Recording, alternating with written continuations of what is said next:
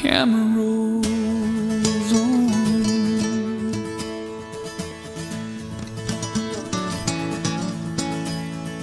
The ratings are waiting on the next sensation.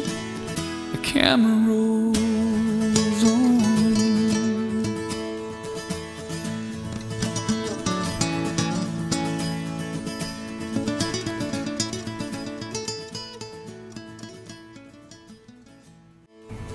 Hi, I'm Dak Alley. Welcome back to It Goes a Little Something Like This. We're privileged to have interviewed Deborah Allen. Deborah Allen has had numerous #1 songs, and here she is talking about her first one.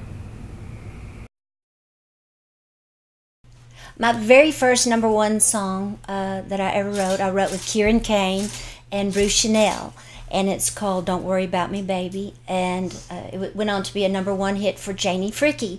So that was my first award, and it just felt so good. I mean, to be recognized with BMI, you know, among such great writers, you know, to get that first award, it was pretty great, and also to get it with such good friends.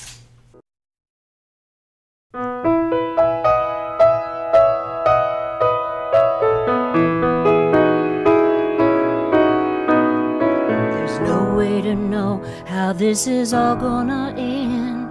We fell in love once, we could fall again. It makes no difference how it all works out. This night with you is all I'm thinking about.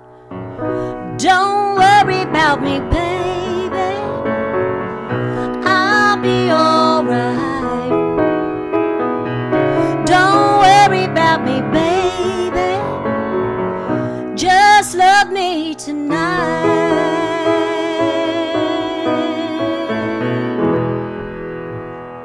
That was my very first #1 song.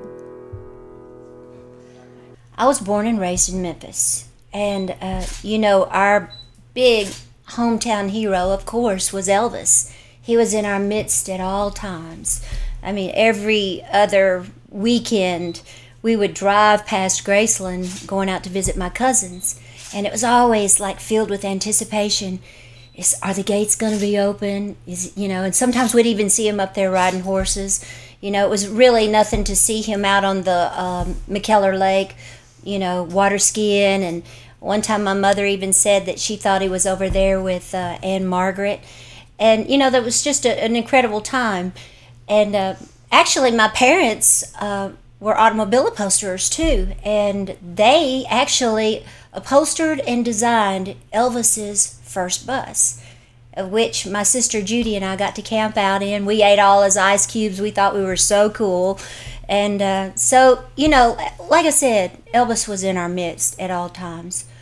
But, you know, by the time Elvis passed away, I was already living here in Nashville. And I guess after he died, you know, they opened up the mansion for tours. I didn't feel, I don't know, I just didn't feel like I wanted to go into his home. It felt kind of, I don't know, I just didn't ever do it. You know, something inside me just wouldn't let me do it. But a couple of Christmases ago, I got asked to do a show at Graceland. It was a private corporate event, and they have a stage across the street from Graceland, and that's where I performed. But they rented the estate for the whole evening, so we got to be in there all night. Well, the moment that I stepped through the door, it's like I felt the spirit just envelop me, and it was pretty mesmerizing. You know, I'd seen all the pictures of Graceland. I knew what it looked like, and I was expecting to tour Graceland, but I didn't know that it was going to move me the way that it really did. And like I said, the spirit enveloped me, and every room that I walked through, the spirit just got stronger and stronger. And it was so poignant too, because you know, you can see Elvis, imagine, you can just practically see him having fun and laughing with his friends, and then you can feel the sadness too of the tragic loss of losing him at such an early age. You know, I do a lot of stuff these days with George Klein on Sirius XM radio. We talk about that a lot. He was Elvis's best friend. He says he misses him every day. But anyway, that night after we left Graceland, my husband Raymond and I got in the car, and we were headed back to Nashville. And all the way back to Nashville, I still had that feeling. It was just kind of hanging on to me. And I just kept saying, that was so amazing. That's the one word that just kept popping in my mind. And finally, it came to me, Amazing Graceland. So I couldn't wait to get home. And as soon as I put my hand on that back door, I went straight to my piano. And it was just like the heavens opened up, and I started pouring my heart out. And the only thing I didn't really, it's not one of those songs that, you think about. It was just pouring out. But the only thought that I really did have, that I recall having while writing the song, was I really just want this song to be something that I feel is, big enough to encompass the enormous, wonderful spirit and person that Elvis was. Not even as the iconic, entertainer, king of rock and roll that he was, but really the genuine, compassionate, wonderful person that Elvis was. And that's incredible. The camera rolls on.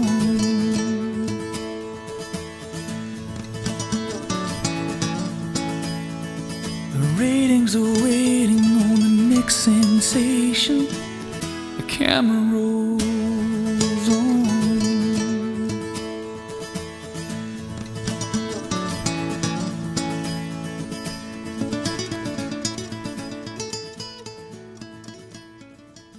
You've been watching a Ladak Productions presentation.